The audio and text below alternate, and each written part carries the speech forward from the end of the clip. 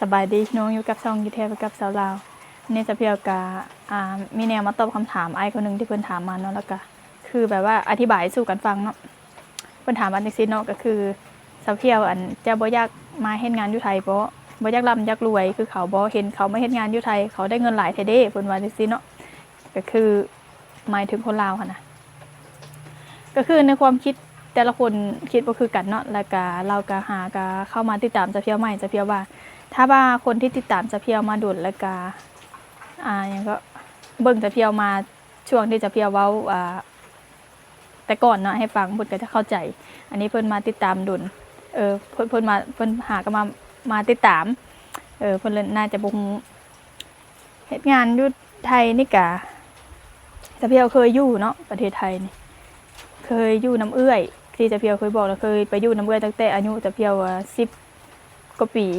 จะเพียวก็อยู่เป็น10กว่าปีคือกันอยู่ประเทศไทยจะเพียวเพิ่งกลับมาอยู่บ้านได้ประมาณ2ปีกว่า3ปีนี่แหละเนาะอยู่ประเทศไทยหยังก็มันก็มีหลายงานเนาะมันบ่แม่นว่าแค่งานเดียวคือทุกคนคิดคือร้านอาหารคาราโอเกะนะบางคน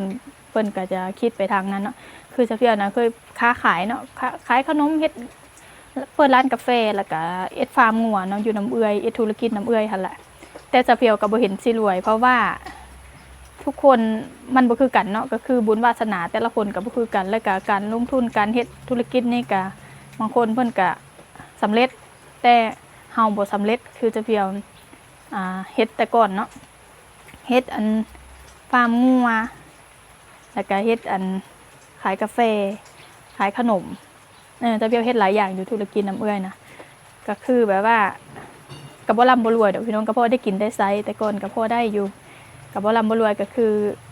เวลาราคางัวมันตกต่ำจะเพียวก็ขายงัวเบิดฟาร์มแล้วก็กลับมาอยู่บ้านก็คือจะเพียวเคยเว้าให้พี่น้องฟังแหละแต่อันนี้เราอาจจะเพิ่งมาตามใหม่เพิ่งมาติดตามใหม่เราก็เลยยังบ่ฮู้เนาะแต่ว่าการเฮ็ดงานอยู่ไทยเนาะคนลาวเพิ่นก็ไปเฮ็ดหลายอยู่แล้วอันนี้เนาะก็คือฮู้ๆกันหั่นแหละคนลาวเพิ่นก็อยู่ประเทศไทยน่ะก็หลายก็เฮ็ดงานก็งานโรงงานบ้างงานคาราโอเกะบ้างงานนู่นนั่นนี่มันมีหลายงานเด้เนาะเฮ็ดงานอยู่ไทยแล้วก็ได้บางคนเพิ่นไปเพิ่นก็ร่ำก็รวยได้พี่น้องบางคนเพิ่นไปเพิ่นก็เพราะมีพวกกินน่ะพี่น้องแน่นอนอยู่แล้วเฮ็ดงานอยู่ไทยก็คือเงินเดือนก็หลายกว่าอยู่ลาวค่าของชีพเพิ่นหั่นนะมันก็สมกับเงินที่เพิ่นได้ที่ว่าหลายๆคนไปเฮ็ดงานนะก็เจ้าก็มีเงินมีคำส่งมาให้พ่อให้แม่นู่นนี่นั่นแต่ก่อนจะเพียวอยู่ไทยน้ำเอื้อยก็จะเพียวก็ส่งมาให้พ่อให้แม่อยู่เรื่อยตอนจะเพียวค้าขายอยู่น้ำเอื้อยก็ได้คู่มื้อนี้พ่อแม่บ่มีแล้วก็คือแม่เสียแล้วกับพ่อกับบวชอยู่วัดแต่เพียวก็อยู่น้ำหลานสาวอยู่น้ำเฮือนนี่ก็อยู่น้ำญาติพี่น้องข้างๆกันนี่แหละเนาะพี่น้องกะอันนี้กะความคิดไผมันเนาะบางคนก็คิดว่าเฮ็ดงานอยู่ไทยก็ดีแต่เพียวก็บ่เคยว่ามันบ่ดีเด้อก็ดีก็เห็นหลายคนเพิ่นไปเฮ็ดงานอยู่ไทยเพิ่นก็ได้บ้านได้เฮือนได้หยังให้พ่อให้แม่ได้เงินซื้อทองซื้อหยังให้พ่อให้แม่ก็หลายคนร่ำรวยก็มีหลายคนแล้วก็พออยู่พอกินก็หลายคนบ่ทุกอันไปเฮ็ดงานอยู่ไทยมันเกิดกับเกเรนู่นนั่นกับทุกข์กับหลายคนมันก็แล้วแต่บุคคลอันนี้เนาะแต่สำหรับสาวเพียวก็เคยมาเบิ่งแล้วก็คือกลับมาอยู่บ้านบางคนก็บ่เข้าใจว่าบางคนก็ว่าเนาะคือบ่ไปหาเฮ็ดงานน่ะนะมาถ่ายคลิปไร้สาระไปวันๆบางคนก็บ่ฮู้เนาะว่าการถ่ายคลิปการเฮ็ดคลิปของสาวเพียวนี่คืองานของสาวเพียวนะบางคนก็บ่ฮู้อันนี้นะก็คือในออนไลน์นี่ก็คือคนที่เฮ็ดงานในออนไลน์นี่ก็เจ้าได้เงินเนาะบางคนก็บ่ฮู้ว่าการถ่ายคลิปนี่คือได้เงินบางคนก็บ่จักอันนี้ที่สาวเพียวถ่ายคลิปที่นั่งเว้าอยู่นี่ก็คือเป็นงานของสาวเพียวคืองานในออนไลน์สาวเพียวก็บ่ได้เฮ็ดแค่แพลตฟอร์มเดียวสาวเพียวเฮ็ดก็3แพลตฟอร์มเนาะก็ TikTok Facebook กับพวก YouTube นี้ถามว่าได้หลายบ่มันก็บ่ได้หลายพี่น้องเอ้ยสำหรับสาวเพียวก็พอกินพอใช้พอได้ใช้ได้จ่ายพอได้อยู่ได้กินหั่นแหละเพราะว่าเฮาก็ช่องน้อยๆช่องบ่ใหญ่สาวเพียวก็หาก็เฮ็ดมาได้ประมาณ2ปีก็ออนไลน์เนี่ยก็เฮ็ดมาได้2ปีกว่าYouTube นี่ก็ถ้าเป็น Facebook หาก็เฮ็ดได้มาปีเดียวเฮาก็ช่องน้อยๆช่องบ่ใหญ่ดอกถามว่าได้เงินหลายบ่ก็บ่หลายพี่น้องเอ้ยก็พอกินพอใช้แต่ว่าสำหรับสาวเพียวเมื่อยแล้วพี่น้องไปสู้ดิ้นรนหลายแต่ก่อนก็สาวเพียวก็เฮ็ดมาหลายอย่างเนาะก็คือพี่น้องที่ติดตามสาวเพียวก็จะรู้จักว่าสาวเพียวดิ้นรนสาวเพียวเฮ็ดมาหลายอย่างอยู่ประเทศไทยสาวเพียวก็เคยอยู่แล้วก็คู่มื้อนี่ก็สาวเพียวก็ไปหาเอื้อยมีแฟนอยู่ประเทศไทยเนาะสาวเพียวก็ไปบางเทื่อไปเที่ยวหั่นไปเที่ยวไปหาเอื้อยยามเทศกาลต่างๆนะสาวเพียวไปอยู่แล้วเนาะ มันสะดวกสบายไงประเทศไทย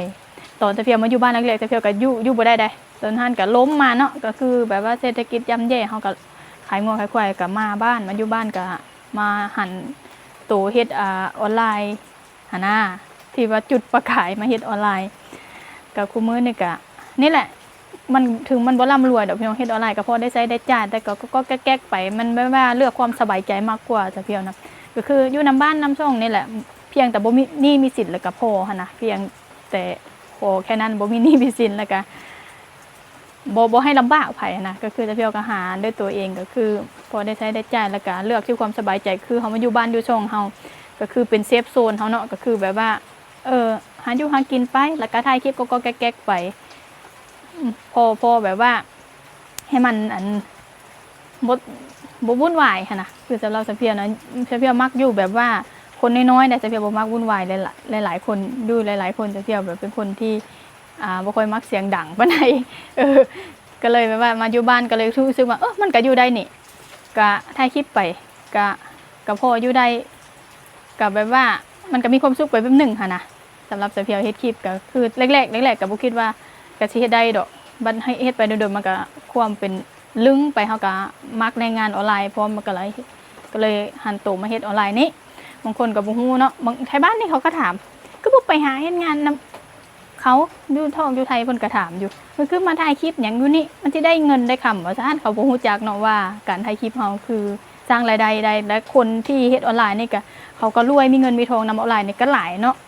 แต่สะเพียวก็ฝันอยากแบบนั้นบ่